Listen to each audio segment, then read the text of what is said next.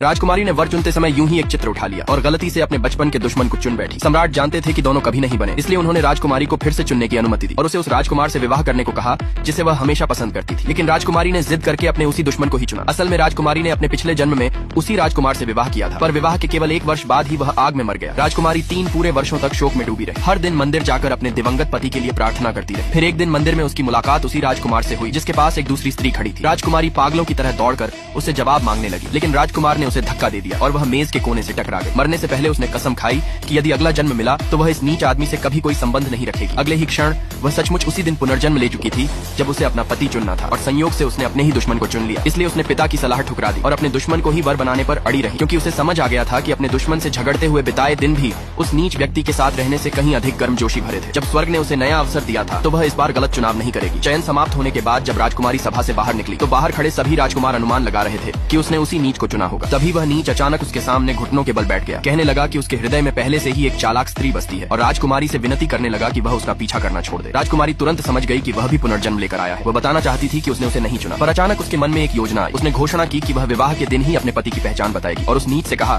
कि तब अपनी आंखें खोलकर देख लेना। जैसे ही वह जाने लगी वह चालाक स्त्री जानबूझकर उसे टकरा गई। नीच व्यक्ति तुरंत उसे उठाने दौड़ा और उल्टा राजकुमारी पर आरोप लगाया कि उसने उसे घुटनों के बल झुकाया। राजकुमारी का हृदय ठंडा पड़ गया। उसे याद आया कि पिछले जन्म में उसने सब कुछ दे दिया था, फिर भी उसे कभी जरा सा स्नेह नहीं मिला। लेकिन अब वह उस चालाक स्त्री की रक्षा में लगा था। और भी बुरा तब हुआ जब उसने उसी स्त्री का पैर इस्तेमाल कर राजकुमारी को ठोकर दिला दी। दुश्मन ने यह दृश्य देखा और तुरंत दौड़कर उसे संभाला। राजकुमारी को उम्मीद नहीं थी कि उसका चंचल दुश्मन उसके घायल होने पर इतना व्याकुल हो जाएगा, जबकि वह नीच केवल उस स्त्री की देखभाल में लगा रहा। होश में आने पर राजकुमारी ने तुरंत आदेश दिया